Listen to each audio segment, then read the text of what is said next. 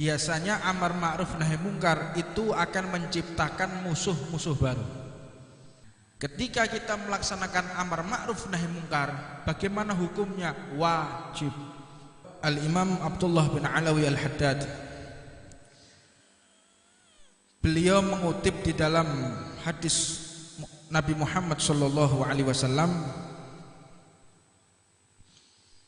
tentang bagaimana pentingnya peran umat Islam tentang amar ma'ruf nahi mungkar.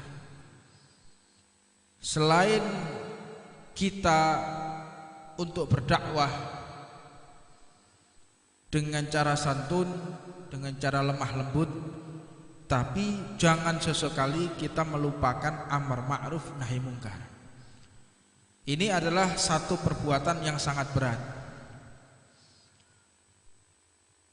Biasanya amar ma'ruf nahi mungkar itu akan menciptakan musuh-musuh baru. Kalau selama kita dakwah bil ma'ruf dengan santun, baca sholawat, ya tetap aja ada musuhnya, tapi tidak sebengis, tidak sejahat, tidak semilitan orang yang memusuhi mereka yang melaksanakan aktivitas amar ma'ruf nahi mungkar. Nah, ketika kita melaksanakan amar ma'ruf nahi mungkar, bagaimana hukumnya? Wajib. Akan tetapi di dalam thariqah kita, jalan dakwah kita, metode kita, amar ma'ruf nahi mungkar ini ada uslubnya berbeda, cara jalannya berbeda. Bukan dengan cara cacian, bukan dengan makian, bukan juga dengan kekerasan. Tetap amar ma'ruf nahi mungkar yang benar-benar disarankan dan benar-benar diatur di dalam manhaj kita, pola hidup dakwah kita. Semoga Allah Subhanahu wa taala memasukkan kita di golongan orang-orang yang menegakkan amar ma'ruf nahi mungkar. Saking pentingnya amar ma'ruf nahi mungkar, Allah Subhanahu wa taala berfirman dalam Al-Qur'an,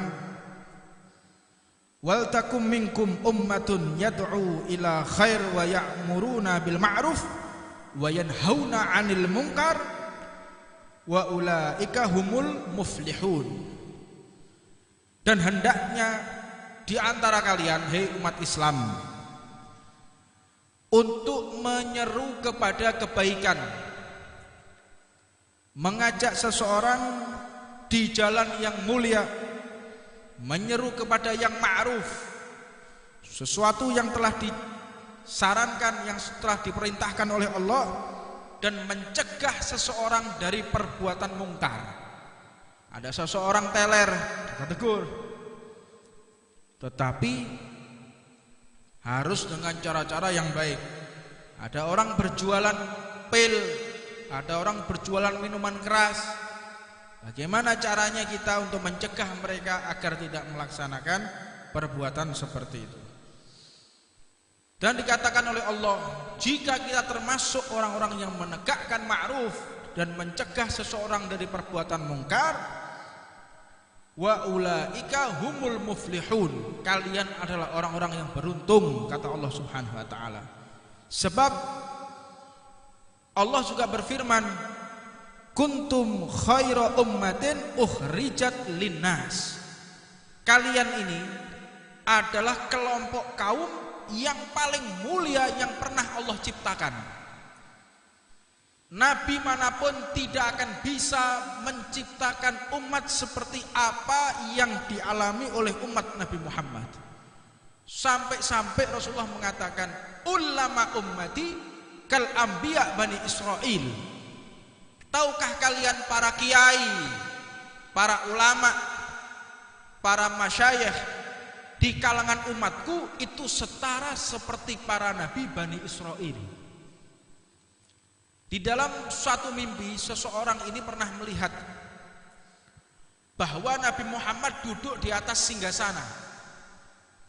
Sampingnya Nabi Muhammad ada beberapa nabi. Di antaranya yang terlihat adalah Nabi Musa alaihissalatu wassalam. Di dalam mimpi tersebut, Nabi Musa mengatakan kepada Rasulullah, ya Rasulullah, wahai Nabi, wahai kekasih Allah, aku benar-benar memperhatikan apa yang engkau ucapkan. Engkau mengatakan ulama ummatak kal anbiya bani Israil, ulama umatmu seperti kami ini, seperti Nabi Nuh, seperti Nabi Ibrahim, seperti Nabi Musa. Apakah mungkin umat bisa menyetarai kami seperti Nabi? Mana buktinya?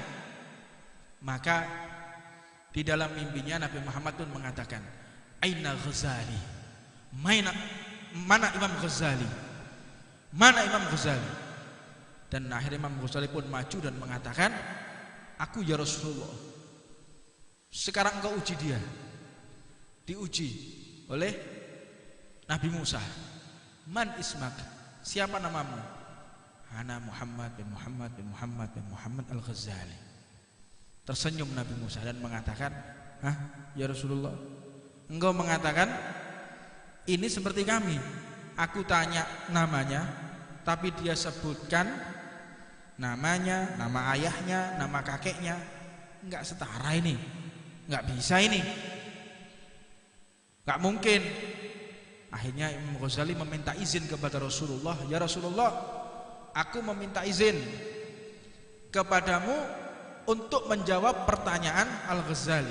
Untuk pertanyaan Imam Ghazali meminta menjawab pertanyaan daripada Nabi Musa.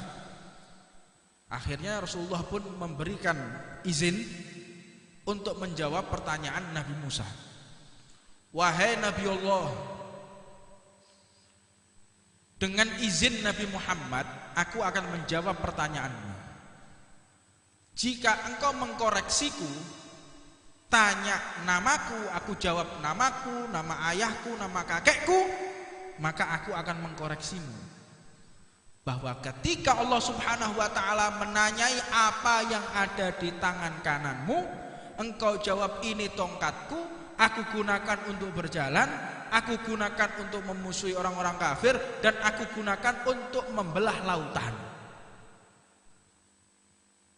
Apakah kamu tidak salah? Kan cuma tanya apa yang ada di tangan kananmu. Sedangkan engkau menjelaskan ini tongkatku, aku gunakan untuk berjalan dan segala macam. Sedangkan engkau menjelaskan kepada zat yang menciptakanmu, yaitu Allah Subhanahu wa ta'ala. Apakah enggak lebih aneh daripada apa yang telah engkau jawab dari pertanyaan Allah? Kaget Nabi Allah Musa mengatakan, sodakta ya Rasulullah, sungguh benar engkau wahai Rasulullah, ulama ummatak kal anbiya bani Israil. Ulama umatmu seperti para nabi Bani Israil.